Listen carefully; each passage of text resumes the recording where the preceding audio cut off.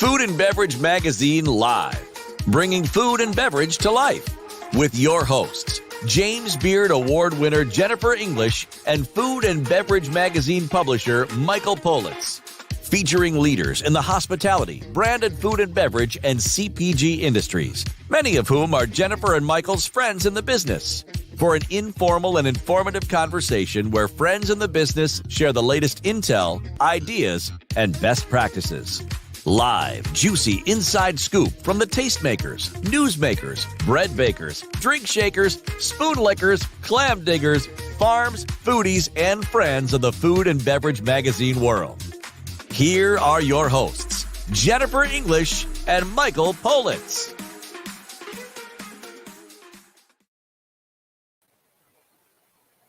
Hi, everybody. Welcome. This is Food and Beverage Magazine Live.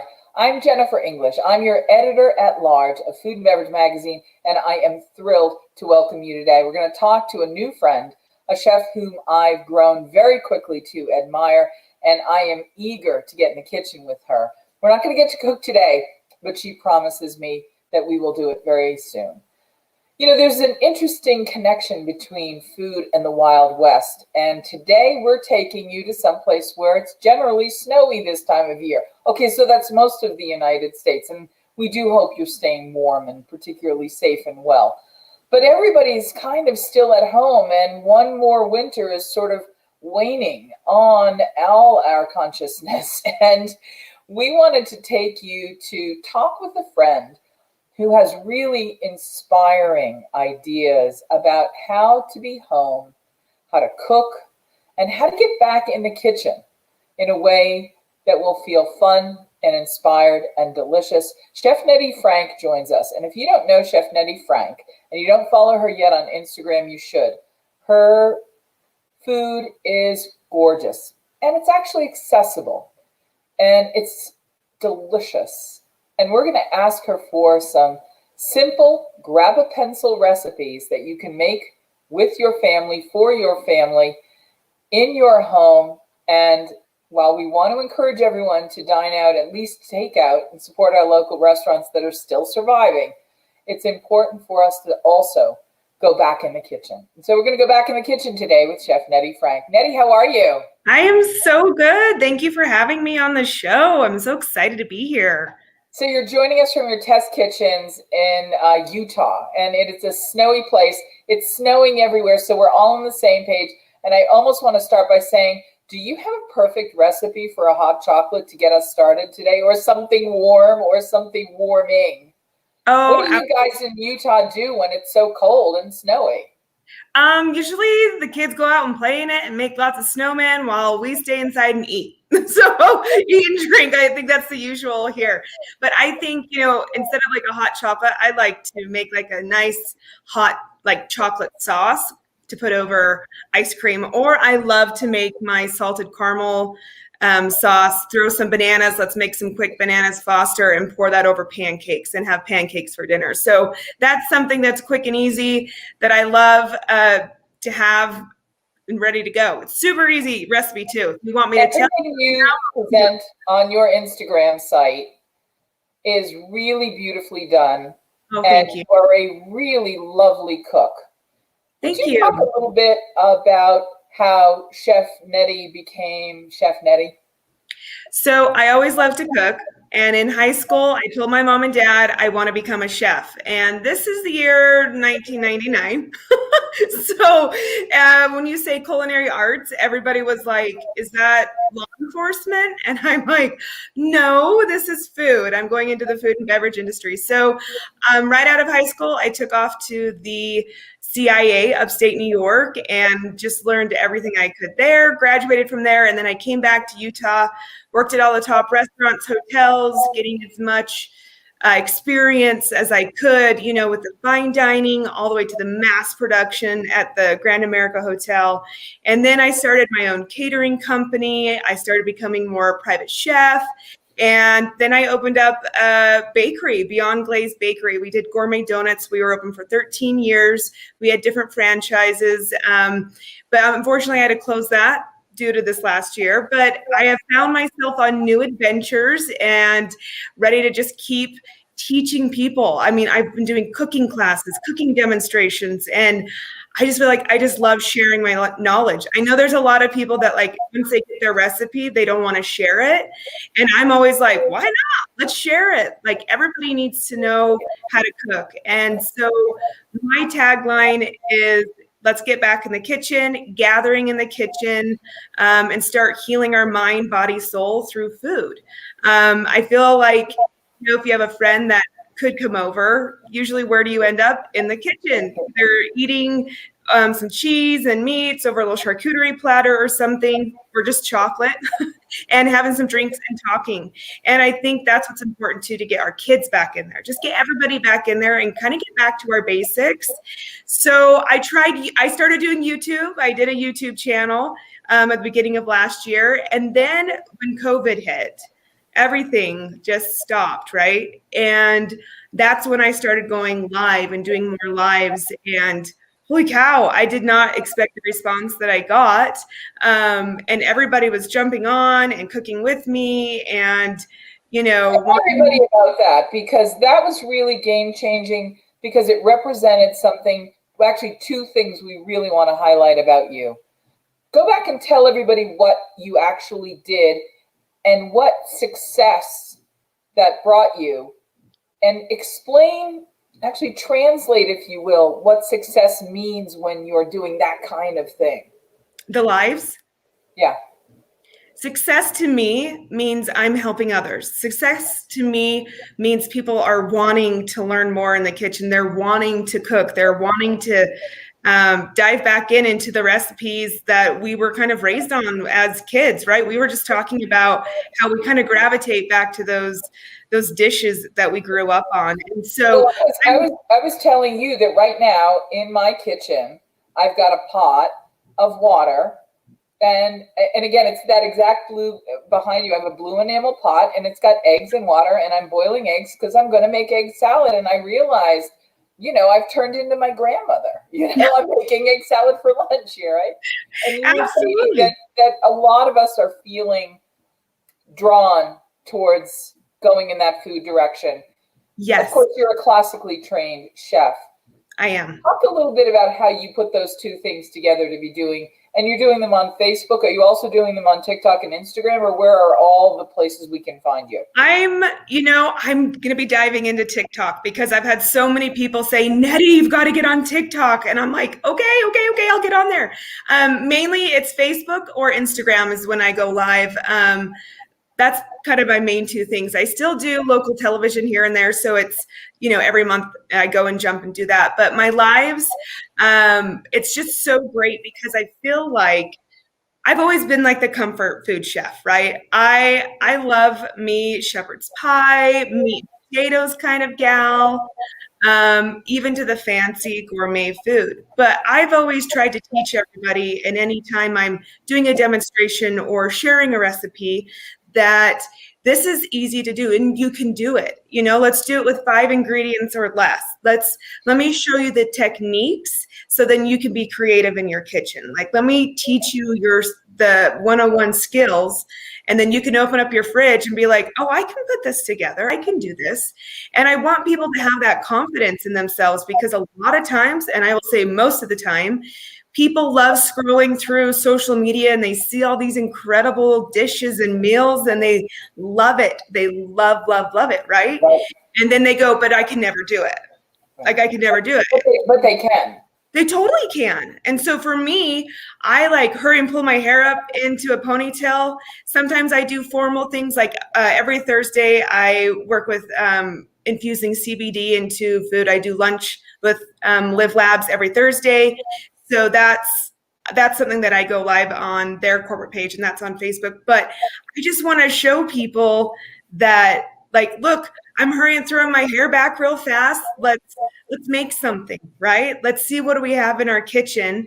And most of the time people are just like, that was easy. And I was like, yay, I told you, like, you can do this. Like, so we have a question from the audience. What does the CBD do in the food? How does CBD work in the food? How do you incorporate it in your Live Labs shows? So the CBD that I use is a nano emulsification. It's a tincture that I use. So hang on, that's a big fancy word that I don't know I understand. A nano emulsification. Yes. So emulsification is when I make my oil and lemon come together and it thickens up. Are we talking about something that's thick or something that's liquidy? It's thick liquid. Okay. So it's exactly what you just said, and that's how I describe it to people. It's like I'm making a salad dressing, and it's emulsified. So, like, for example, our body is 80% made of water, right? And so if we put oil in our mouth, where's it going to go? It's just going to coat where it's in our mouth. Whereas this nano emulsification CBD that I use, which is THC free, so I can give it to my kids, my parents, all of that. So the whole family's, we're building our immune system and getting healthy all at the same time. And I'm able to incorporate it in every single recipe that I do. Any type of cooking. It can be barbecue sauce to making cupcakes to buttercream froth, whatever it is. Can you substitute it for another fat form like a butter or an oil, or does it go in addition to, or how does that work? It's just addition to, so you don't have to replace it. So if you don't have the CBD, you can still use my recipes just the same. Yeah. So I just incorporate it. I just am trying to teach people that you can incorporate it in any of your everyday items that we eat and use and whatnot. So yeah, it's an interesting idea, and I know the health benefits. How do you know how much to use? I know how much to use just because of the dosage that you're supposed to take, which is with this one. And I think all companies with CBD is different across the board because maybe some of them are not the nano emulsification, maybe some of them are. I think you just need to really research what CBD products you're getting and just making sure it has that same consistency that we're looking for. Because, and of course, like anything, I liken it to the world of spirits. You can get some products like a beer that are a lower alcohol by volume, 5, 6, 7%. And then you might find something like a whiskey at a 40%, and then you might find a high proof. So it all depends on the proof of it, the strength of it, and then how your body responds to it. So you're not going to drink whiskey the way you drink a beer. You're not going to guzzle a can of it because that would knock you out, of course. Right. Everyone has to learn about their own body and their own system and become connoisseurs of what not only tastes best to you, but what feels best to you.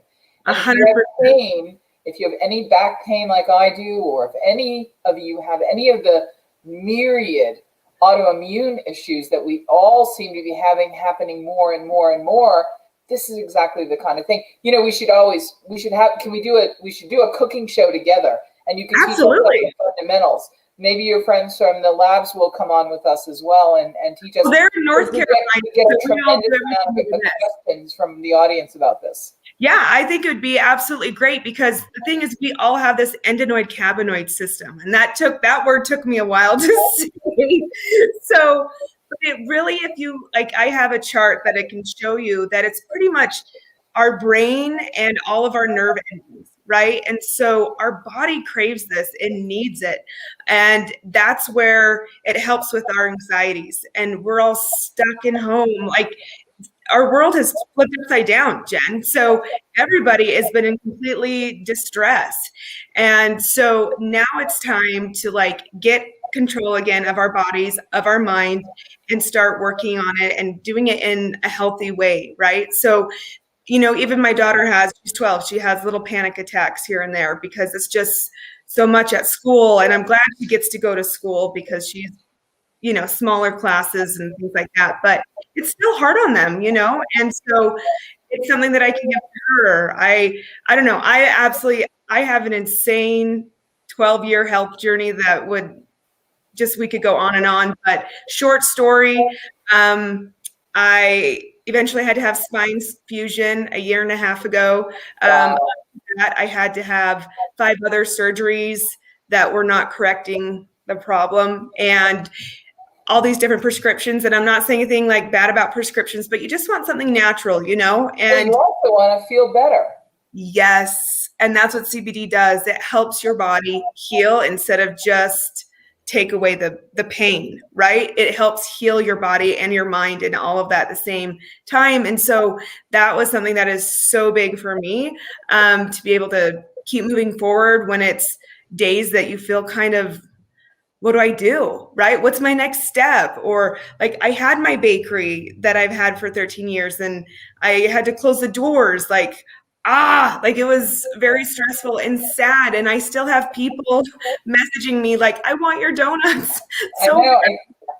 can I have them? You and I are on such a similar journey. We have a question from someone who's watching us.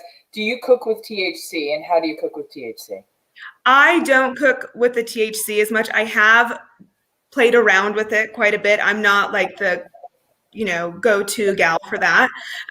But I'm focused more on what the CBD, CBG health of what it brings to myself, my family, all of that, and others that I've seen incredible things. And here's like my favorite part, Jen, about CBD is you can never overdose on it. Like you were saying, our bodies are different types. We all have different body types. We have different absorption types. And so I may take more than, you or vice versa, just so we know what's going on, like that we know it helps our body. But you can never overdose on it. And that's something that's huge because I'm also a huge advocate for suicide prevention. And it's just something that's important to me. We're going to talk about this. We're going to take a quick break for some messages. When we come back, we're going to visit your Instagram. We're going to talk about the programs you're passionate about. And we're going to talk some more with Chef Nettie Frank. Yay! Whether you are thinking about becoming a restaurateur or you are already in the business, Michael Politz has written a must-read, The Food and Beverage Magazine's Guide to Restaurant Success. Pick up your copy today at Barnes & Noble, Amazon, Books A Million, or wherever fine books are sold. I'm peeking around the book. I love it. I love that too. I thought we had another spot for our Proof Live Awards. We're going to go now to your Instagram. Okay. We were popping it up there. Hi, everybody. I'm Jennifer English, and I'm your editor-at-large of Food and Beverage Magazine. And today we're talking with Chef Nettie Frank, who's part of the Food and Beverage Magazine Food Tribe on Clubhouse. And when we met her, we just fell in love. Her Instagram feed is really inspiring. I cooked for 8 years on the NBC affiliate here, and I loved the idea that we could inspire people to just go cook for their families and get in the kitchen. So when I met Chef Nettie and realized and learned that her philosophy was, let's go back to the kitchen, I realized I'd met a soul sister. And on my own healing journey with a autoimmune disease and a battle with chronic pain, I realized our journeys were more closely aligned than even I realized. And so it was such a treat when we had this opportunity to have her come and join us on the show today. Nettie, take us through, welcome back, by the way, and take us through your Instagram that we're taking a look at here. For people who don't spend a lot of time on Instagram yet, I really want to encourage them because it's one of the places that the food world is having a really profound impact. Would you talk a little bit of why Instagram is so great for foodies? Well, everything is pictures. And that's everything. Like what we see with our eyes. Oh my gosh, that was such a fun dish to make. I make it all the time. It's gorgeous. So we first eat with our eyes, right? So it has to look like, oh my gosh, I want to devour that right now. And then from there we can take it and, So what is this picture we're looking at? So this is my garlic and herb encrusted steak that I do the brown butter. I sear the steaks in a cast iron, and then I throw in like so much garlic in there, garlic cloves, fresh thyme, fresh rosemary, and then I just spoon that brown butter on top until it's just sizzling and cooks that steak to perfection. And then I've got roasted herb potatoes using the same herbs. the thyme and the rosemary, salt, pepper. I like to use a tri-color peppercorn for the fresh ground pepper. I just like the flavor it gives. And then our roasted asparagus, which people are always like, my asparagus comes out mushy, or my asparagus, I don't like asparagus, or any of those things. And I always say 400 degrees, 10 minutes, olive oil, salt, and pepper. That's all. God, it's like you and I are twins. There are so many things you can say that about. 400 degrees, 10 minutes, it's all it needs. People go overcooking things all the time, and they're afraid of high temperatures. 100%. And actually, I had a group of cooking class. It was all men. And all the wives in my neighborhood were like, "Thank you, he's finally cooking."